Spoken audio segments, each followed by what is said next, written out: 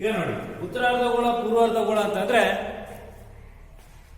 ಪ್ರಪಂಚದ ಭೂಪಟವನ್ನು ನೋಡಿದಾಗ ಇಲ್ಲಿ ಸಮಭಾಜಕ ವೃತ್ತ ಇದೆ, ಇಲ್ಲಿದೆ, ಇಲ್ಲಿ 0 ಡಿಗ್ರಿ ಸಮಭಾಜಕ ವೃತ್ತ ಇದೆ, ಇಲ್ಲಿಂದ 0 ಡಿಗ್ರಿ ಸಮಭಾಜಕ ವೃತ್ತ. ಈ 0 ಡಿಗ್ರಿ ಸಮಭಾಜಕ ವೃತ್ತದಿಂದ ಉತ್ತರಕ್ಕಿರೋದೆಲ್ಲ ಉತ್ತರಾರ್ಧಗೋಳ, ದಕ್ಷಿಣಕ್ಕಿರೋದೆಲ್ಲ ದಕ್ಷಿಣಾರ್ಧಗೋಳ. ಹಾಗಾಗಿ ನಮ್ಮ ದೇಶ ಉತ್ತರಾರ್ಧಗೋಳ ಪೂರ್ವಾರ್ಧಗೋಳದ ಮಧ್ಯದಲ್ಲಿ ನೆಲೆಸಿದೆ. ನೋಡಿ, ಇದರಲ್ಲೇ ನೋಡೋಣ. ಇದು ಭಾರತದ ಇದು ಪ್ರಪಂಚದ ಭೂಪಟ. ಪ್ರಪಂಚದ ಭೂಪಟದಲ್ಲಿ ನಮ್ಮ ಭಾರತ ಎಲ್ಲಿದೆ ಹೇಳಿ ನೋಡೋಣ. ಇಲ್ಲಿದೆ, ಇಲ್ಲಿದೆ. ನೋಡಿ, ಇದನ್ನ ನೋಡಿದಾಗ ಇಲ್ಲಿ ಸಮಭಾಜಕ ವೃತ್ತ ರೇಖೆ ಇದೆ, ಇಲ್ಲಿ ಸಮಭಾಜಕ ವೃತ್ತ ರೇಖೆ ಇದೆ. ಈ ಸಮಭಾಜಕ ವೃತ್ತ ರೇಖೆಯಿಂದ ದಕ್ಷಿಣಕ್ಕಿರೋದು ದಕ್ಷಿಣಾರ್ಧಗೋಳ, ಉತ್ತರಕ್ಕಿರೋದು ಉತ್ತರಾರ್ಧಗೋಳ. ಹಾಗಾಗ್ಬಿಟ್ಟು ಉತ್ತರಾರ್ಧಗೋಳ ಮತ್ತೆ ಉತ್ತರಾರ್ಧಗೋಳದಲ್ಲಿ ಇದೆ ನಮ್ಮ ಭಾರತ. ಇಲ್ಲಿ ನೋಡ್ರಿ, ದಕ್ಷಿಣಾರ್ಧಗೋಳ ಅಂದ್ರೆ ಇಲ್ಲಿಂದ ಕೆಳಗೆ, ಉತ್ತರಾರ್ಧಗೋಳ ಅಂದ್ರೆ ಇಲ್ಲಿಂದ ಮೇಲೆ. ಇದು ಉತ್ತರಾರ್ಧಗೋಳದಲ್ಲಿದೆ. ಮತ್ತೆ ಇಲ್ಲಿಂದ 82 ಡಿಗ್ರಿ ರೇಖಾಂಶ ಏನು ನಮ್ಮ ಭಾರತದಲ್ಲಿ ಹಾದು ಹೋಗಿದೆ, ಆ 82.5 ಡಿಗ್ರಿ ರೇಖಾಂಶದಿಂದ ಪೂರ್ವಕ್ಕಿರೋದಿಲ್ಲ ಪೂರ್ವಾರ್ಧಗೋಳ, ಪಶ್ಚಿಮಕ್ಕಿರೋದಿಲ್ಲ ಪಶ್ಚಿಮಾರ್ಧಗೋಳ ಆಗುತ್ತೆ. ಹಾಗಾದ್ರೆ ಇದು ಪಶ್ಚಿಮಾರ್ಧಗೋಳ, ಇದು ಪೂರ್ವಾರ್ಧಗೋಳ ಆಗುತ್ತೆ. ಹಂಗಾಗಿ ಉತ್ತರಾರ್ಧಗೋಳದಲ್ಲಿದೆ ಅಂತ ನೋಡ್ಕೊಂಡ್ವಿ. ಈಗ ಪೂರ್ವಾರ್ಧಗೋಳ ಪಶ್ಚಿಮಾರ್ಧಗೋಳದಲ್ಲಿ ಇದೆಯೋ ಪೂರ್ವಾರ್ಧಗೋಳದಲ್ಲಿ ಇದೆ ಅಂತ ನೋಡಿದಾಗ ನಮ್ಮ ಭಾರತ ಪೂರ್ವಾರ್ಧಗೋಳದಲ್ಲಿ ಇಲ್ಲಿದೆ ನೋಡಿ. ಹಾಗಾಗ್ಬಿಟ್ಟು ನಾವು ಹೇಳ್ತೀವಿ ಉತ್ತರಾರ್ಧಗೋಳ ಪೂರ್ವಾರ್ಧಗೋಳದ ಮಧ್ಯದಲ್ಲಿದೆ. ಹೌದು ನೋಡಿ, ಉತ್ತರಾರ್ಧಗೋಳದಲ್ಲಿದೆ, ಉತ್ತರಾರ್ಧಗೋಳದಲ್ಲಿದೆ, ಪೂರ್ವಾರ್ಧಗೋಳದಲ್ಲಿದೆ, ಮಧ್ಯದಲ್ಲಿದೆ. ಇನ್ನು ನೋಡಿ, ಪೂರ್ವಾರ್ಧಗೋಳದ ಮಧ್ಯದಲ್ಲಿದೆ, ಇನ್ನು ಇಲ್ಲಿವರೆಗೂ ಪೂರ್ವಾರ್ಧಗೋಳ ಇದೆ. ಉತ್ತರಾರ್ಧಗೋಳನೂ ಅಷ್ಟೇನೆ, ಇಲ್ಲಿಂದ ಸ್ಟಾರ್ಟ್ ಆಗಿದೆ, ಇಲ್ಲಿವರೆಗೂ ಇದೆ. ಹಾಗಾಗ್ಬಿಟ್ಟು ಇದು ನಮ್ಮ ಭಾರತ ಇಲ್ಲಿನ ಉತ್ತರಾರ್ಧಗೋಳದಲ್ಲಿ ಬರುತ್ತೆ. ಹಾಗಾಗ್ಬಿಟ್ಟು ಇದನ್ನ ಉತ್ತರಾರ್ಧಗೋಳ ಮತ್ತೆ ಪೂರ್ವಾರ್ಧಗೋಳದ ಮಧ್ಯದಲ್ಲಿದೆ ಅಂತಂದೇಳಿ ನಾವು ಹೇಳ್ತೀವಿ. ಹಾಗಾಗ್ಬಿಟ್ಟು ಭಾರತದ ಈ ಭಾರತ ಆಗ್ನೇಯ ಏಷ್ಯಾದ ಒಂದು ಪ್ರಮುಖ ಪರ್ಯಾಯ ದ್ವೀಪ. ಭಾರತ ಆಗ್ನೇಯ ಏಷ್ಯಾದ ಒಂದು ಪ್ರಮುಖ ಪರ್ಯಾಯ ದ್ವೀಪ.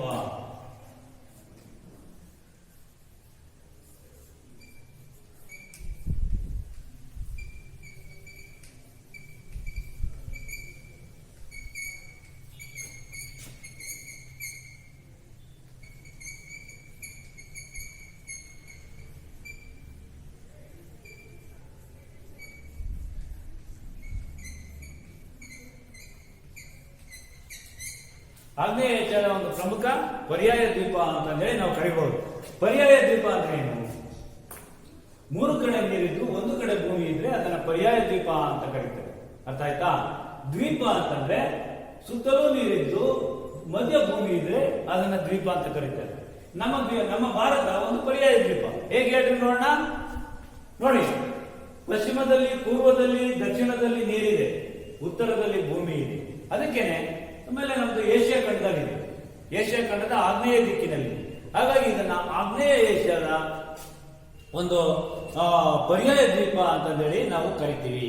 ಅಷ್ಟೇ ಅಲ್ಲ, ಭಾರತದ ಪ್ರಧಾನ ಭೂಭಾಗ ಅಂದ್ರೆ ಭಾರತ ಇರ್ತಕ್ಕಂಥ ಭೂಭಾಗದಲ್ಲಿ 8 ಡಿಗ್ರಿ 4 ನಿಮಿಷದಿಂದ 37 ಡಿಗ್ರಿ 6 ನಿಮಿಷದವರೆಗೆ ಉತ್ತರ ಅಕ್ಷಾಂಶ ಹಾಗೂ 68 ಡಿಗ್ರಿ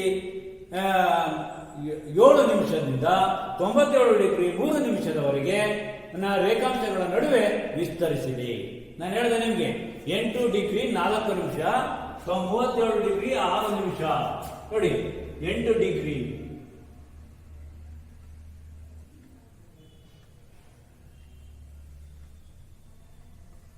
ಇವು ಡಿಗ್ರಿಗಳು. ಇವುಗಳನ್ನ ನೋಡಿದಾಗ ನಿಮಗೆ ಗೊತ್ತಾಗುತ್ತೆ. ಈ ಸೈಡ್ ಅಲ್ಲಿ ಇರ್ತಕ್ಕಂಥ ಡಿಗ್ರಿಗಳಿದ್ದಾವೆ. ಇವುಗಳನ್ನ ನೋಡಿದಾಗ ನಿಮಗೆ ಗೊತ್ತಾಗುತ್ತೆ ನಮ್ಮ ಭಾರತ 8 ಡಿಗ್ರಿ 4 ನಿಮಿಷದಿಂದ 32 ಡಿಗ್ರಿ 6 ನಿಮಿಷದವರೆಗೆ ಉತ್ತರ ಅಕ್ಷಾಂಶದಲ್ಲಿ. ಅಕ್ಷಾಂಶ ಅಂದ್ರೆ ಯಾವುದು, ರೇಖಾಂಶ ಅಂದ್ರೆ ಯಾವುದು? ಇವು ಅಡ್ಡ ಹಾದು ಇರ್ತಕ್ಕಂಥ ವೃತ್ತಗಳಿದಾವಲ್ಲ, ಇವು ಅಕ್ಷಾಂಶ. ರೇಖಾಂಶ ಅಂದ್ರೆ ಉತ್ತರದಿಂದ ದಕ್ಷಿಣಕ್ಕೆ, ದಕ್ಷಿಣದಿಂದ ಉತ್ತರಕ್ಕೆ ಏನ್ ಎಳೆದಿದ್ದಾರಲ್ಲ ಅವೇ ರೇಖಾಂಶ. ಇಂಥ ಅಕ್ಷಾಂಶ ಮತ್ತು ರೇಖಾಂಶದಲ್ಲಿ ನಮ್ಮ ಭಾರತ ಒಂದು ಭೂಪ್ರದೇಶ ಏನಿದೆ 8 ಡಿಗ್ರಿ 4 ನಿಮಿಷದಿಂದ 37 ಡಿಗ್ರಿ 6 ನಿಮಿಷದವರೆಗಿನ ಉತ್ತರ ಅಕ್ಷಾಂಶದಲ್ಲಿ, ಅಷ್ಟೇ ಅಲ್ಲ 68 ಡಿಗ್ರಿ 7 ನಿಮಿಷದಿಂದ 97 ಡಿಗ್ರಿ 3 ನಿಮಿಷದವರೆಗಿನ ರೇಖಾಂಶಗಳ ನಡುವೆ ವಿಸ್ತರಿಸಿದೆ.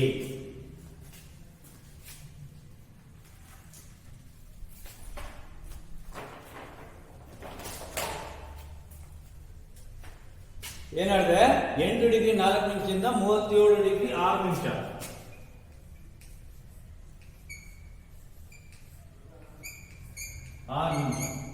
ಇದು ಅಕ್ಷಾಂಶ.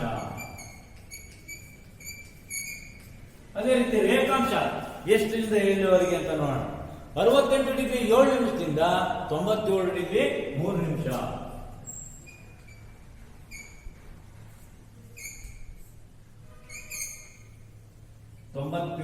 ಡಿಗ್ರಿ 3 ನಿಮಿಷ. ಪೂರ್ವ ರೇಖಾಂಶಗಳ ನಡುವೆ ಮಧ್ಯದಲ್ಲಿ ನಮ್ಮ ಭಾರತ ವಿಸ್ತರಿಸಿದೆ. ಅಷ್ಟೇ ಅಲ್ಲ, ನಮ್ಮ ಭಾರತದಲ್ಲಿ ದ್ವೀಪ ಸಮೂಹಗಳಿರೋದನ್ನ ಕಾಣಬಹುದು ಪೂರ್ವ ಪಶ್ಚಿಮದಲ್ಲಿ. ಅವುಗಳ ಹೆಸರು ಲಕ್ಷದ್ವೀಪ ಮತ್ತು ಅಂಡಮಾನ್ ನಿಕೋಬಾರ್ ದ್ವೀಪ.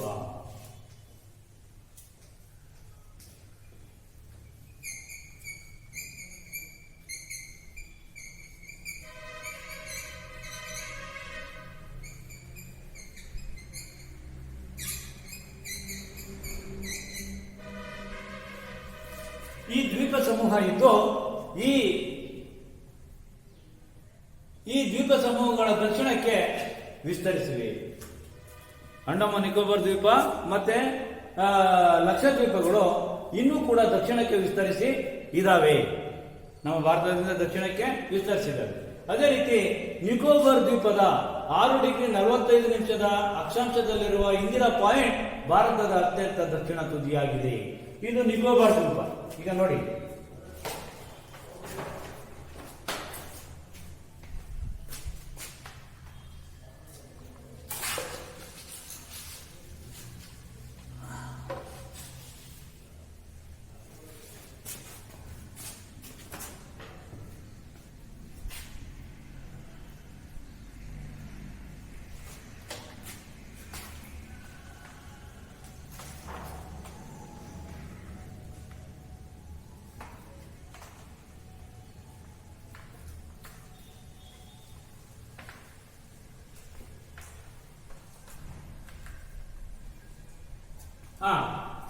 ನಿಕೋಬಾರ್ ದ್ವೀಪದ 6 ಡಿಗ್ರಿ 45 ನಿಮಿಷದ ಅಕ್ಷಾಂಶದಲ್ಲಿರುವ 6 ಡಿಗ್ರಿ 45 ನಿಮಿಷದ ಅಕ್ಷಾಂಶದಲ್ಲಿ ಇರುವ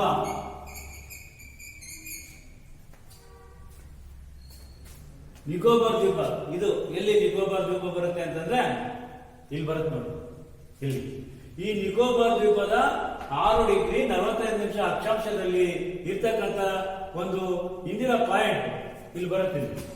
ಇಂದಿರಾ ಪಾಯಿಂಟ್ ಅಂತಕ್ಕಂಥೇಳಿ ಇಲ್ಲಿ ಬರುತ್ತೆ. ಈ ಇಂದಿರಾ ಪಾಯಿಂಟ್ ನಮ್ಮ ದೇಶದ ಅತ್ಯಂತ ದಕ್ಷಿಣದ ತುದಿ ಅಂತಂದೇಳಿ ನಾವು ಹೇಳ್ತೀವಿ. ಹಾಗಾಗ್ಬಿಟ್ಟು ಇಂಥ ಒಂದು ದಕ್ಷಿಣದ ತುದಿ ಇಂದಿರಾ ಪಾಯಿಂಟ್ಗೆ ಪ್ರತಿಯಾಗಿ ಜಮ್ಮು ಕಾಶ್ಮೀರದ ಇಂದಿರಾ ಕೋಲ್ ಭಾರತದ ಅತ್ಯಂತ ಉತ್ತರದ ತುದಿಯಾಗಿದೆ. ಅಂದ್ರೆ ಉತ್ತರ ಭಾರತದಲ್ಲಿ ತುತ್ತ ತುದಿಯಲ್ಲಿರ್ತಕ್ಕಂಥ ಜಮ್ಮು ಕಾಶ್ಮೀರ ಏನಿದೆ, ಭಾರತದ ಉತ್ತರ ಭಾರತದ ಜಮ್ಮು ಕಾಶ್ಮೀರ ಏನಿದೆ, ಜಮ್ಮು ಕಾಶ್ಮೀರದ ತುತ್ತ ತುದಿಯಲ್ಲಿ ಈಗ ಇಲ್ಲಿ ಇಂದಿರಾ ಕೋಲ್ ಅಂತ ಬರುತ್ತೆ. ಆ ಇಂದಿರಾ ಕೋಲ್ ಭಾರತದ ಅತ್ಯಂತ ತುತ್ತ ತುದಿಯಾಗಿರೋದನ್ನ ನಾವು ಕಾಣಬಹುದಾಗಿದೆ. ಅಷ್ಟೇ ಅಲ್ಲ, ಭಾರತದ ಮಧ್ಯಭಾಗದಲ್ಲಿ ಕರ್ಕಾಟಕ ಸಂಕ್ರಾಂತಿ ವೃತ್ತ ಹಾದು ಹೋಗಿದೆ. ನೋಡಿ, ಭಾರತದ ಮಧ್ಯಭಾಗ ಇಲ್ಲಿ 23.5 ಡಿಗ್ರಿ ಕರ್ಕಾಟಕ ಸಂಕ್ರಾಂತಿ ವೃತ್ತ ಇಲ್ಲಿ ಹಾದು ಹೋಗಿದೆ. ಇಲ್ಲಿ 23.5 ಡಿಗ್ರಿ ಕರ್ಕಾಟಕ ಸಂಕ್ರಾಂತಿ ವೃತ್ತ ಅಕ್ಷಾಂಶ. ಇದು ಅಕ್ಷಾಂಶ ಇಲ್ಲಿ ಹಾದು ಹೋಗಿದೆ. ಎಕ್ಸಾಮಿನೇಷನ್ ಇದು ವೆರಿ ಇಂಪಾರ್ಟೆಂಟ್. ಇವು ಇಂದಿರಾ ಪಾಯಿಂಟ್, ಇಂದಿರಾ ಕೋಲು ಮತ್ತೆ ಕರ್ನಾಟಕ ಸಂಕ್ರಾಂತಿ ವೃತ್ತ ಏನು ಭಾರತದ ಮಧ್ಯಭಾಗದಲ್ಲಿ ಆಗೋಗಿದೆ. ಇವು ವೆರಿ ಇಂಪಾರ್ಟೆಂಟ್ ಪಬ್ಲಿಕ್ ಎಕ್ಸಾಮಿನೇಷನ್ ಅಲ್ಲಿ ಮ್ಯಾಥ್ಸ್ ಸ್ಕಿಲ್ಗೆ ಇಂಪಾರ್ಟೆಂಟ್ ಆಗಿ ಬಂದೇ ಬರ್ತವೆ. ಇವುಗಳನ್ನ ಚೆನ್ನಾಗಿ ನೋಡ್ಕೋಬೇಕಾಗ್ತೈತಿ. ಇಷ್ಟೇ, ಇದ್ರ ಜೊತೆಗೆ 82.5 ಡಿಗ್ರಿ ಪೂರ್ವ ರೇಖಾಂಶ ಇದೆಯಲ್ಲ, ಈ 82.5 ಡಿಗ್ರಿ ಪೂರ್ವ ರೇಖಾಂಶ ನಮ್ಮ ಭಾರತದ ಮಧ್ಯದಲ್ಲಿ ಹಾದು ಹೋಗಿದೆ. ನಮ್ಮ ಭಾರತದ ಮಧ್ಯದಲ್ಲಿ ಇಲ್ಲ, ಇದು ನೋಡಿ 82.5 ಡಿಗ್ರಿ ಪೂರ್ವ ರೇಖಾಂಶ. ಇದು 82.5 ಡಿಗ್ರಿ. ಇದು ಪಶ್ಚಿಮಾರ್ಧ ಗೋಳ, ಇದು ಪೂರ್ವಾರ್ಧ ಗೋಳ. ಹಂಗಾಗ್ಬಿಟ್ಟು 82.5 ಡಿಗ್ರಿ ಪೂರ್ವ ರೇಖಾಂಶ ಅಂತ ಕರಿತೀವಿ. ಇಲ್ಲಿ ಹಾದು ಹೋಗಿದೆ, ಇಲ್ಲಿ ಹಾದು ಹೋಗಿದೆ. ಇದನ್ನ ನಾವು 82.5 ಡಿಗ್ರಿ ಪೂರ್ವ ರೇಖಾಂಶ ಅಂತಂದೇಳಿ ಕರಿತೀವಿ.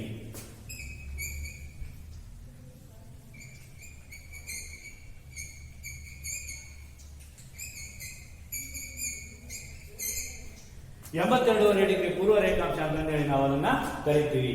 ಭಾರತದ ಮಧ್ಯಭಾಗದಲ್ಲಿ ಈ 82.5 ಡಿಗ್ರಿ ಪೂರ್ವ ರೇಖಾಂಶ ಹಾದು ಹೋಗಿದೆ. ಆದ್ರಿಂದ ಇದರ ಮೇಲೆ ಸೂರ್ಯ ಯಾವಾಗ ನೇರವಾಗಿ ತನ್ನ ಕಿರಣಗಳನ್ನ ಬೀಳ್ತಾನೋ ಆವಾಗ ಇಡೀ ಭಾರತದಲ್ಲೆಲ್ಲ ಒಂದೇ ಸಮಯ ಆಗಿರುತ್ತೆ, ಅದೇ 12 ಗಂಟೆ. ಈಗ ಆ 82.5 ಡಿಗ್ರಿ ಪೂರ್ವ ರೇಖಾಂಶದ ಮೇಲೆ ಸೂರ್ಯ ಬಂದಾಗ ಇಡೀ ಭಾರತದಲ್ಲೆಲ್ಲ 82.5 ಡಿಗ್ರಿನೇ 12 ಗಂಟೆ 12 ಗಂಟೆ ಸಮಯ ಆಗಿರುತ್ತೆ. ಅಂದ್ರೆ ಸೂರ್ಯನ ಒಂದು ನೇರ ಕಿರಣಗಳು 82.5 ಡಿಗ್ರಿ ರೇಖಾಂಶದ ಮೇಲೆ ಬಿದ್ದಾಗ ನಾವು ಭಾರತದಲ್ಲೆಲ್ಲ ಸಮಯವನ್ನ ಒಂದೇ ರೀತಿಯಾಗಿ ಇಟ್ಕೊಂಡಿದ್ದೀವಿ. ಇದಕ್ಕೆ ಕಾರಣ ಭಾರತದಲ್ಲಿನ ಸಮಯದ ಗೊಂದಲವನ್ನು ತಪ್ಪಿಸುವ ಸಲುವಾಗಿ ಹಾಗಾಗ್ಬಿಟ್ಟು ಭಾರತದ ಮಧ್ಯಭಾಗದಲ್ಲಿ ಈ ರೇಖಾಂಶ ಹಾದು ಹೋಗಿರೋದ್ರಿಂದ ಭಾರತೀಯ ಆದರ್ಶ ಕಾಲಮಾನ ಈ ರೇಖಾಂಶವನ್ನೇ ಆಧರಿಸಿದೆ. ಅದನ್ನ IST ಅಂತ ಕರಿತೀವಿ, ಇಂಡಿಯನ್ ಸ್ಟ್ಯಾಂಡರ್ಡ್ ಟೈಮ್. ಅದನ್ನ IST. ಈ ಇಂಡಿಯನ್ ಸ್ಟ್ಯಾಂಡರ್ಡ್ ಟೈಮ್ ನಿರ್ಧಾರ ಆಗೋದು ಯಾವುದರಿಂದ? ಭಾರತದ ಮಧ್ಯಭಾಗದಲ್ಲಿ ಆಗಿರ್ತಕ್ಕಂಥ ರೇಖಾಂಶದಿಂದ. ಇದೇ ಇಂಪಾರ್ಟೆಂಟ್. ರೇಖಾಂಶ ಅಂದ್ರೆ ಏನು, ಅಕ್ಷಾಂಶ ಅಂದ್ರೆ ಏನು? ನಾನು ಆಗಲೇ ಹೇಳಿದ್ದೀನಿ, ಉತ್ತರದಿಂದ ದಕ್ಷಿಣಕ್ಕೆ, ಪೂರ್ವದಿಂದ ಪಶ್ಚಿಮಕ್ಕೆ ಹಾದು ಹೋಗಿರ್ತಕ್ಕಂಥವು. ಪೂರ್ವದಿಂದ ಪಶ್ಚಿಮಕ್ಕೆ ಹಾದು ಹೋಗಿರೋದು ಅಕ್ಷಾಂಶ, ಉತ್ತರದಿಂದ ದಕ್ಷಿಣಕ್ಕೆ ಹೋಗಿರೋದು ರೇಖಾಂಶ. ಇಂಥ ಒಂದು ರೇಖಾಂಶ ಅಕ್ಷಾಂಶಗಳು ಇವತ್ತೇನ್ ಮಾಡ್ತಾ ಇದ್ದಾವೆ, ನಮ್ಮ ಪ್ರಪಂಚದಲ್ಲಿನ ವಾಯುಗುಣದ ಮೇಲೆ ತಮ್ಮ ಹೆಚ್ಚಿನ ಪ್ರಭಾವವನ್ನು ಬೀರ್ತಾ ಹೋಗ್ತವೆ. ಇನ್ನು ರಷ್ಯಾ, ಕೆನಡಾ, ಚೀನಾ, ಅಮೆರಿಕ ಸಂಯುಕ್ತ ಸಂಸ್ಥಾನ, Brazil, Russia, Canada, China, America, Brazil ಮುಂತಾದ ರಾಷ್ಟ್ರಗಳು ಏನಿದಾವೆ, ಈ ಎಲ್ಲ ರಾಷ್ಟ್ರಗಳನ್ನ ನಾವು ನೋಡಿದಾಗ ಇವುಗಳ ತರುವಾಯ ಭಾರತ ಪ್ರಪಂಚದ 7ನೇ ದೊಡ್ಡ ರಾಷ್ಟ್ರ ಆಗಿದೆ. ಭಾರತ ಪ್ರಪಂಚದ 7ನೇ ದೊಡ್ಡ ರಾಷ್ಟ್ರ ಆಗಿದೆ. ಅಂದ್ರೆ Russia, Canada, China, America, Brazil, Australia ಇವುಗಳ ನಂತರ ಇವುಗಳನ್ನು ಬಿಟ್ರೆ ಅವೆಲ್ಲವೂ ಭಾರತಕ್ಕಿಂತ ದೊಡ್ಡವಿದ್ದಾವೆ. ಅವುಗಳನ್ನು ಬಿಟ್ರೆ ನಮ್ಮ ಭಾರತ 7ನೇ ದೊಡ್ಡ ರಾಷ್ಟ್ರ ಆಗಿದೆ. ಭಾರತದ ಒಟ್ಟು ವಿಸ್ತೀರ್ಣ 32,87,263 ಚದರ ಕಿಲೋಮೀಟರ್. 32,87,263 ಚದರ ಕಿಲೋಮೀಟರ್.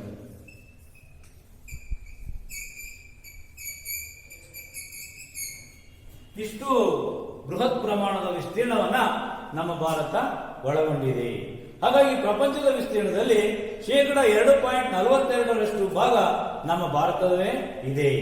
ಪೂರ್ವ ಪಶ್ಚಿಮವಾಗಿ 2,933 ಕಿಲೋಮೀಟರ್ ಇದೆ ನಮ್ಮ ಭಾರತ.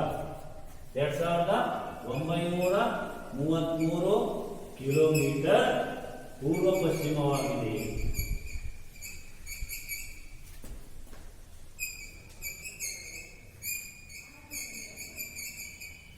ಅದೇ ರೀತಿ ಉತ್ತರ ದಕ್ಷಿಣವನ್ನ ನಾವು ನೋಡಿದಾಗ 3,214 ಕಿಲೋಮೀಟರ್. 3,214 ಕಿಲೋಮೀಟರ್ ಇದೆ ಉತ್ತರ ದಕ್ಷಿಣದಲ್ಲಿ, ಉತ್ತರದಿಂದ ದಕ್ಷಿಣಕ್ಕೆ.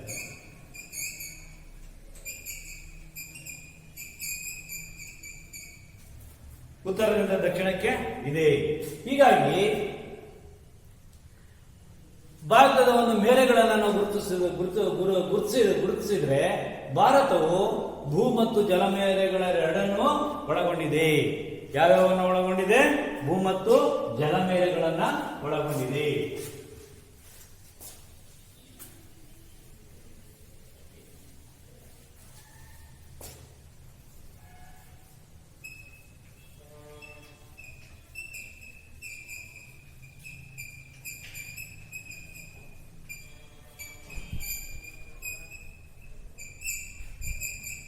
ಭಾರತ ಭೂ ಮತ್ತು ಜಲಮೇರೆಗಳನ್ನೆರಡನ್ನು ಕೂಡ ಒಳಗೊಂಡಿದೆ. ಅವು ಯಾವ್ಯಾವಪ್ಪ ಅಂತಂದ್ರೆ, ಭೂಮೇರೆಯ ಉದ್ದ 15,200 ಕಿಲೋಮೀಟರ್. ಭೂಮೇರೆಯ ಉದ್ದ ಇದರದ್ದು 15,200 ಕಿಲೋಮೀಟರ್. ಜಲಮೇರೆಯ ಉದ್ದ ಎಷ್ಟಪ್ಪ ಅಂತಂದ್ರೆ, ದೇಶದ ಎಲ್ಲ ಭಾಗಗಳಲ್ಲೂ ನೈಸರ್ಗಿಕ ಗಡಿಗಳಿದ್ದಾವೆ. ಭೂಮೇರೆಯ ಉದ್ದ 15,200 ಕಿಲೋಮೀಟರ್. ಕೆಳಗಡೆ ಹೊರತುಪಡಿಸಿದ್ರೆ ದೇಶದ ಎಲ್ಲ ಭಾಗಗಳಲ್ಲೂ ನೈಸರ್ಗಿಕ ಗಡಿಗಳು ಇರೋದನ್ನ ನಾವು ಕಾಣಬಹುದಾಗಿದೆ.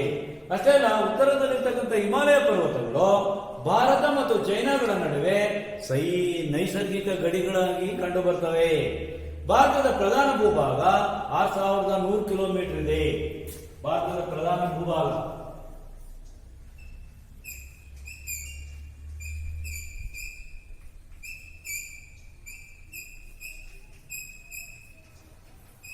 ಭಾರತದ ಪ್ರಧಾನ ಭೂಭಾಗ 6,100 ಕಿಲೋಮೀಟರ್ ಇರೋದೇ ಇದೆ. ಅಷ್ಟೇ ಅಲ್ಲ, ಉದ್ದವಾದ ಸಮುದ್ರ ತೀರವನ್ನ ನಮ್ಮ ಭಾರತ ಹೊಂದಿದೆ. ಉದ್ದವಾದ ಸಮುದ್ರ ತೀರವನ್ನು ಭಾರತ ಹೊಂದಿದೆ. ಆದರೆ ದ್ವೀಪಗಳ ತೀರಗಳನ್ನು ಒಳಗೊಂಡಂತೆ ದೇಶದ ಒಟ್ಟು ಸಮುದ್ರ ತೀರದ ಉದ್ದ ಎಷ್ಟಪ್ಪ ಅಂತಂದ್ರೆ 7,516.5 ಕಿಲೋಮೀಟರ್. 7,516.5 ಕಿಲೋಮೀಟರ್ ತೀರ ಪ್ರದೇಶಗಳ ಒಟ್ಟಾರೆ, ಭಾರತದ ತೀರ ಪ್ರದೇಶಗಳ ಒಟ್ಟಾರೆ ಉದ್ದ ಆಗಿದೆ.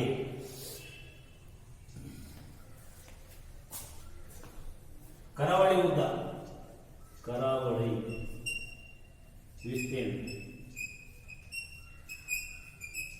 ವಿಸ್ತೀರ್ಣ ಆಗಿದೆ. ಅಷ್ಟೇ ಅಲ್ಲ, ಇದ್ರ ಜೊತೆಗೆ ದೇಶದ ಪಶ್ಚಿಮದಲ್ಲಿ ಅರಬ್ಬಿ ಸಮುದ್ರ ಇದೆ. ನೋಡಿ, ಪಶ್ಚಿಮ ಯಾವುದು, ಪೂರ್ವ ಯಾವುದು, ಉತ್ತರ ಯಾವುದು, ದಕ್ಷಿಣ ಯಾವುದು ಹೇಳ್ತೀರಾ ನೋಡೋಣ? ಕರೆಕ್ಟ್. ಇದು ಉತ್ತರ. ಯಾವುದು? ಜಮ್ಮು ಕಾಶ್ಮೀರದ ಇರೋದೇ ಉತ್ತರದಲ್ಲಿ, ಇಂದಿರಾ ಪಾಯಿಂಟ್ ಅಥವಾ ಕನ್ಯಾಕುಮಾರಿ ಇರೋದೇ ದಕ್ಷಿಣದಲ್ಲಿ, ಮತ್ತೆ ಬಂಗಾಳದಲ್ಲಿ ಇರೋದೇ ಪೂರ್ವ ಭಾಗದಲ್ಲಿ, ಅರಬ್ಬಿ ಸಮುದ್ರ ಇರೋದೇ ಪಶ್ಚಿಮ ಭಾಗದಲ್ಲಿ. ಹೀಗೆ ದೇಶದ ಪಶ್ಚಿಮದಲ್ಲಿ ಅರಬ್ಬಿ ಸಮುದ್ರ ಇದೆ, ಪೂರ್ವದಲ್ಲಿ ಬಂಗಾಳಕೊಲ್ಲಿ ಇದೆ, ದಕ್ಷಿಣದಲ್ಲಿ ಹಿಂದೂ ಮಹಾಸಾಗರ ಇದೆ. ಇವು ದೇಶಕ್ಕೆ ನೈಸರ್ಗಿಕವಾಗಿ ಕೋಟೆಗಳಂತೆ ಕಂಡು ಬರ್ತವೆ. ಅಷ್ಟೇ ಅಲ್ಲ, ಇನ್ನು ನಮ್ಮ ನೆರೆಯ ರಾಷ್ಟ್ರಗಳನ್ನ ನಾವು ನೋಡೋದಾದ್ರೆ, ನಮ್ಮ ನೆರೆಯಲ್ಲಿ ಯಾವ್ಯಾವ ರಾಷ್ಟ್ರಗಳಿದ್ದಾವೆ ಅಂತಂದ್ರೆ, ನಮ್ಮ ನೆರೆಯ ರಾಷ್ಟ್ರಗಳನ್ನ ನಾವು ನೋಡೋದಾದ್ರೆ ಯಾವ್ಯಾವ ಇದಾವಪ್ಪ ಅಂತಂದ್ರೆ, ಭಾರತ 7 ನೆರೆಯ ರಾಷ್ಟ್ರಗಳನ್ನ ಒಳಗೊಂಡಿದೆ. ಆ 7 ನೆರೆಯ ರಾಷ್ಟ್ರಗಳು ಅಂತಂದ್ರೆ, ವಾಯುವ್ಯದಲ್ಲಿ ಪಾಕಿಸ್ತಾನ, ಆಫ್ಘಾನಿಸ್ತಾನ. ನೋಡಿ, ಪಾಕಿಸ್ತಾನ, ಆಫ್ಘಾನಿಸ್ತಾನ. ಅದೇ ರೀತಿ ಉತ್ತರದಲ್ಲಿ ನೇಪಾಳ, ಭೂತಾನ್. ಇಲ್ಲಿ ಬರ್ತವೆ. ನೇಪಾಳ, ಭೂತಾನ್ ಬರ್ತವೆ. ಮತ್ತೆ ಮಯನ್ಮಾರ್ ಅವೆಲ್ಲ ಬರ್ತವೆ. ಇನ್ನು ನೇಪಾಳ, ಭೂತಾನ್, ಮತ್ತೆ ಚೀನಾ ಹಾಗೂ ಪೂರ್ವದಲ್ಲಿ ಚೀನಾ ಇಲ್ಲೇ ಬರುತ್ತೆ ನೋಡಿ, ಉತ್ತರದಲ್ಲಿ ಚೀನಾ, ನೇಪಾಳ, ಭೂತಾನ್, ಮತ್ತೆ ಪೂರ್ವದಲ್ಲಿ ಬಾಂಗ್ಲಾದೇಶ, ಮಯನ್ಮಾರ್. ಅದೇ ರೀತಿ ದಕ್ಷಿಣಕ್ಕೆ ನಾವು ಹೋಗಿ ಆಗ್ನೇಯವನ್ನು ನೋಡಿದಾಗ ಅಲ್ಲಿ ಶ್ರೀಲಂಕಾ ದೇಶ ಇದೆ. ಈ ಶ್ರೀಲಂಕಾ ದೇಶ ನಮ್ಮ ಭಾರತದ ಭೂಭಾಗದಿಂದ ಪ್ರತ್ಯೇಕಗೊಂಡಿದೆ. ಯಾಕಪ್ಪ ಅಂತಂದ್ರೆ ಅಲ್ಲಿ ಪಾಕ್ ಜಲಸಂಧಿ ಮತ್ತು ಮನ್ನಾರ್ ಕಾರ್ಯಗಳಿಂದ ಈ ಶ್ರೀಲಂಕಾ ನಮ್ಮ ಭಾರತದಿಂದ ಪ್ರತ್ಯೇಕಿಸಲ್ಪಟ್ಟಿದೆ. ಅಷ್ಟೇ ಅಲ್ಲ, ನಮ್ಮ ಭಾರತದ ಆಡಳಿತ ವಿಭಾಗಗಳನ್ನ ನೋಡಿದಾಗ ಭಾರತವು ಪ್ರಜಾಪ್ರಭುತ್ವ ಗಣರಾಜ್ಯವೇ ಆಗಿದೆ. ಭಾರತ ಪ್ರಜಾಪ್ರಭುತ್ವ ಗಣರಾಜ್ಯ ಆಗಿರೋದ್ರ ಜೊತೆಗೆ ಪ್ರಮುಖವಾಗಿ ಪ್ರಾದೇಶಿಕ ಭಾಷೆ ಹಾಗೂ ಆಡಳಿತಾತ್ಮಕ ಅನುಕೂಲಕ್ಕಾಗಿ 29 ರಾಜ್ಯಗಳನ್ನ ದೆಹಲಿ ಸೇರಿದಂತೆ ಕೇಂದ್ರಾಡಳಿತ ಪ್ರದೇಶಗಳಾಗಿ ವಿಂಗಡಿಸಿದೆ. ದೆಹಲಿಯ ರಾಷ್ಟ್ರದ ರಾಜಧಾನಿ, ದೆಹಲಿಯು ನಮ್ಮ ದೇಶದ ರಾಜಧಾನಿ. ದೆಹಲಿಯು ನಮ್ಮ ದೇಶದ ರಾಜಧಾನಿ. ತೆಲಂಗಾಣ ಮೊನ್ನೆ ಆಗಿರ್ತಕ್ಕಂಥ ಹೊಸ ರಾಜ್ಯ ನಮ್ಮ ದೇಶದಲ್ಲಿ. ಅಷ್ಟೇ ಅಲ್ಲ, ರಾಜ್ಯಗಳಲ್ಲಿ ರಾಜಸ್ಥಾನವೇ ಅತ್ಯಂತ ದೊಡ್ಡದು. ಅತ್ಯಂತ ಚಿಕ್ಕ ರಾಜ್ಯ ಯಾವುದಪ್ಪ ಅಂದ್ರೆ ಗೋವಾ. ಇಷ್ಟು ಇರ್ಲಿ ಮಕ್ಕಳ.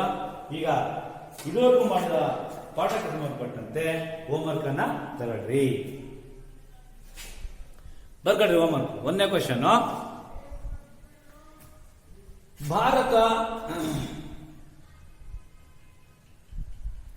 ಭಾರತ ಪ್ರಪಂಚದ ಭೂಪಟದಲ್ಲಿ ಯಾವ ಅಕ್ಷಾಂಶದಿಂದ ಯಾವ ಅಕ್ಷಾಂಶದವರೆಗೆ ವಿಸ್ತರಿಸಿಕೊಂಡಿದೆ? ಯಾವ ಅಕ್ಷಾಂಶದಿಂದ ಯಾವ ಅಕ್ಷಾಂಶದವರೆಗೆ ವಿಸ್ತರಿಸಿಕೊಂಡಿದೆ?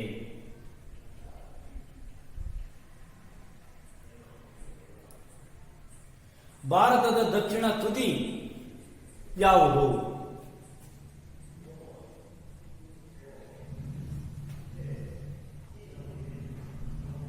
ಭಾರತದ ವಿಸ್ತೀರ್ಣವನ್ನ ಬರೆಯಿರಿ.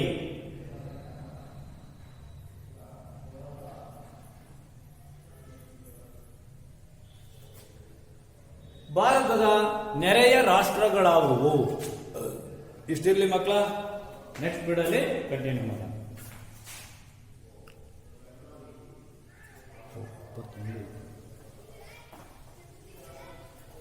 ಇಲ್ಲ, ಇನ್ನೂ ಸ್ವಲ್ಪ ಹೇಳ್ತೀನಿ. ಸಾರಿ.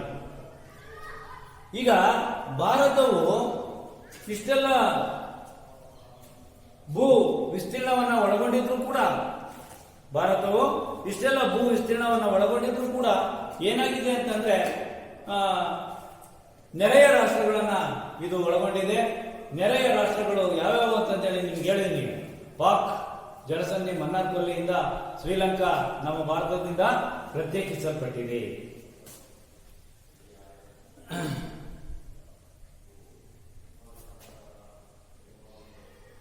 ಪಶ್ಚಿಮದಲ್ಲಿ ಅರಬ್ಬಿ ಸಮುದ್ರ ಇದೆ.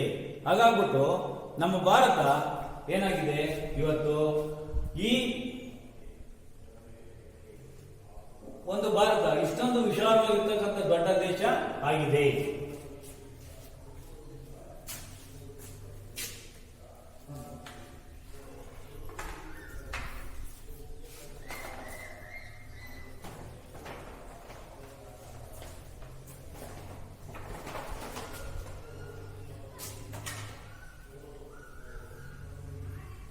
ನಮ್ಮ ಭಾರತದ ಒಟ್ಟು ವಿಸ್ತೀರ್ಣ 32,87,863 ಚದರ ಕಿಲೋಮೀಟರ್ ಇದೆ. ಪೂರ್ವ ಪಶ್ಚಿಮವಾಗಿ 2,933 ಕಿಲೋಮೀಟರ್, ಉತ್ತರಕ್ಕೆ 3,214 ಕಿಲೋಮೀಟರ್ ಉದ್ದವಾಗಿದೆ. ನಮ್ಮ ಭಾರತದ ಮೇಲೆಗಳು ನಾನು ಹೇಳಿದೆ, ಭೂ ಮೇಲೆ ಜಲ ಮೇಲೆ ಎರಡನ್ನೂ ಕೂಡ ಒಳಗೊಂಡಿದೆ ಅಂತಂದೇಳಿ. ನಮ್ಮ ಭಾರತವು ಕೂಡ ಗಡಿಯನ್ನ ಒಳಗೊಂಡಿದೆ. ಆ ಗಡಿಯಲ್ಲಿ ನೈಸರ್ಗಿಕ ಗಡಿಗಳು ಅಂತಂದ್ರೆ ಹಿಮಾಲಯ ಪರ್ವತ ಮತ್ತೆ ಕರಾವಳಿ ಪ್ರದೇಶ, ಇವು ನೈಸರ್ಗಿಕ ಗಡಿಗಳಾಗಿವೆ. ಯಾಕಪ್ಪ ಇವು ನೈಸರ್ಗಿಕ ಗಡಿಗಳಾಗಿದ್ದಾವೆ ಅಂತಂದ್ರೆ ಇವನ್ನ ಯಾರೂ ಕೂಡ ನಿರ್ಮಾಣ ಮಾಡಿಲ್ಲ. ಇವು ತನ್ನಷ್ಟೇ ತಾನೇ ನಿರ್ಮಾಣಗೊಂಡಿದ್ದಾವೆ. ಇವುಗಳನ್ನ ಭೇದಿಸಿ ಹೊರಬರೋದಕ್ಕೆ ಬಹಳ ಕಷ್ಟ. ಹಾಗಾಗಿ ಹಿಂದಿನ ಕಾಲದಲ್ಲೆಲ್ಲ ನಮ್ಮ ಭಾರತದ ಮೇಲೆ ಆಕ್ರಮಣಗಳು ತುಂಬಾ ಕಡಿಮೆ ಪ್ರಮಾಣದಲ್ಲಿ ಆಗಿದ್ದಾವೆ. ಕಡಿಮೆ ಪ್ರಮಾಣದಲ್ಲಿ ಆದವು. ಯಾಕಪ್ಪ ಅಂದ್ರೆ ಹಿಮಾಲಯ ಪರ್ವತಗಳು ತುಂಬಾ ಕಿಕ್ಕಿರಿದ ಕಣಿವೆಗಳಿಂದ ಕೂಡಿದ್ದು, ಸುಲಭವಾಗಿ ಆ ಕಣಿವೆಗಳ ಮುಖಾಂತರ ಬರೋದಕ್ಕೆ ಆಗಲ್ಲ, ಕಷ್ಟ ಸಾಧ್ಯ. ಅದೇ ರೀತಿ ಆ ಹಿಮಾಲಯ ಪರ್ವತಗಳಲ್ಲಿ ತುಂಬಾ ಚಳಿ ಇರುತ್ತೆ. ಆ ಚಳಿಯನ್ನ ಸಹಿಸಿಕೊಳ್ಳೋದಕ್ಕೂ ಕಷ್ಟ ಆಗುತ್ತೆ ಬೇರೆಯವರಿಗೆ. ಅದೇ ರೀತಿ ಇನ್ನು ಇವು ಸಮುದ್ರ ಪ್ರದೇಶಗಳು ಏನಿದಾವೆ, ಸಮುದ್ರ ಪ್ರದೇಶಗಳಲ್ಲಿ ಆಗಿನ ಕಾಲದಲ್ಲಿ ಹಡಗುಗಳು ಇರಲಿಲ್ಲ, ಸುಲಭವಾಗಿ ಬರೋಕೆ ಮಾಡಕ್ಕೆ ಈಗಿನಂತೆ. ಹಂಗಾಗ್ಬಿಟ್ಟು ತುಂಬಾ ಕಷ್ಟ. ಅವುಗಳನ್ನು ಯಾರು ಮಾಡಿಲ್ಲ, ದೇವರಿಂದಲೇ ಇದ್ದಕ್ಕಿದ್ದಂಗೇನೆ ಅವು ಸೃಷ್ಟಿಯಾಗಿದ್ದಾವೆ. ಆದ್ರಿಂದ ಅವು ನೈಸರ್ಗಿಕ ಗಡಿಗಳಂತೆ ಇದ್ದು ನಮ್ಮ ಶತ್ರುಗಳನ್ನ ಅಥವಾ ಬೇರೆ ದೇಶದ ಆಕ್ರಮಣಗಳನ್ನ ತಡೆಯುವಲ್ಲಿ ಯಶಸ್ವಿ ಆಗಿದ್ದಾವೆ. ಹಾಗಾಗಿ ಇದು ಭೂಮೇಲೆಯ ಉದ್ದ 15,200 ಕಿಲೋಮೀಟರ್ ಆದ್ರೆ ಸಮುದ್ರ ತೀರದ ಉದ್ದ 7,516.5 ಕಿಲೋಮೀಟರ್ ಆಗಿದೆ. ಹೀಗಾಗಿ ಅಂಡಮಾನ್ ನಿಕೋಬಾರ್ ದ್ವೀಪ ಹೇಳಿದೆ. ಇನ್ನು ಲಕ್ಷದ್ವೀಪಗಳು ಪೂರ್ವದಲ್ಲಿ ಕಂಡು ಬರ್ತವೆ. ಈ ಲಕ್ಷದ್ವೀಪಗಳು ಕೂಡ ಏನಾಗಿದ್ದಾವೆ, ತುಂಬಾ ಪೂರ್ವ ಪಶ್ಚಿಮದ ಭಾಗದಲ್ಲಿ ಕಂಡು ಬರ್ತವೆ. ಹಾಗಾಗ್ಬಿಟ್ಟು ಈ ಒಂದು ಲಕ್ಷದ್ವೀಪಗಳು ಹಾಗೂ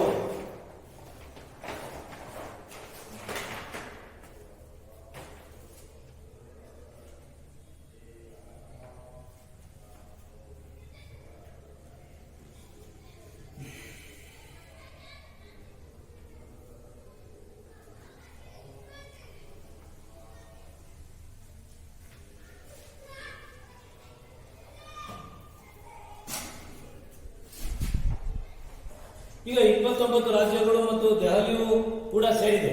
ಈಗ ನಮ್ಮ ಭಾರತದ ರಾಜಧಾನಿ ದೆಹಲಿ, ಕರ್ನಾಟಕದ ರಾಜಧಾನಿ ಬೆಂಗಳೂರು. ಅದೇ ರೀತಿ ಭಾರತದಲ್ಲಿ 29 ರಾಜ್ಯಗಳಿದ್ದಾವೆ. 29 ರಾಜ್ಯಗಳನ್ನು ಸೇರಿಸಿಕೊಂಡು ನಾವೇನ್ ಮಾಡಿದೀವಿ, ಒಂದು ಭಾರತ ಅಂತಂದೇಳಿ ಕರ್ಕೊಂಡಿದ್ದೀವಿ. ಹಾಗಾಗ್ಬಿಟ್ಟು ಅತ್ಯಂತ ಚಿಕ್ಕ ರಾಜ್ಯ ಯಾವ್ದಪ್ಪ ನಮ್ಮ ದೇಶದಲ್ಲಿ ಅಂತಂದ್ರೆ ಗೋವಾ. ಗೋವಾ ಎಲ್ಲಿ ಬರುತ್ತೆ ಅಂತ ಗೊತ್ತಲ್ಲ, ಗೋವಾ. ಅದೇ ರೀತಿ ರಾಜಸ್ಥಾನ ಅತ್ಯಂತ ದೊಡ್ಡದು, ರಾಜ್ಯಗಳಲ್ಲಿ ಅತ್ಯಂತ ದೊಡ್ಡದು. ಹೀಗೆ ಈ ಆಡಳಿತ ವಿಭಾಗಗಳನ್ನು ನಾವು ಮಾಡ್ಕೊಂಡಿದ್ದೀವಿ. ಆಡಳಿತದ ಅನುಕೂಲಕ್ಕೋಸ್ಕರ ಈ ರೀತಿ ನಮ್ಮ ದೇಶವನ್ನ 29 ಭಾಗಗಳಾಗಿ ವಿಭಾಗ ಮಾಡ್ಕೊಂಡಿದ್ದೀವಿ ಅಷ್ಟೇ. ಇಲ್ಲಿಗೆ ಸಾಕು. ನೆಕ್ಸ್ಟ್ ಪೀರಿಯಡ್ ಅಲ್ಲಿ ಕಂಟಿನ್ಯೂ ಮಾಡೋಣ.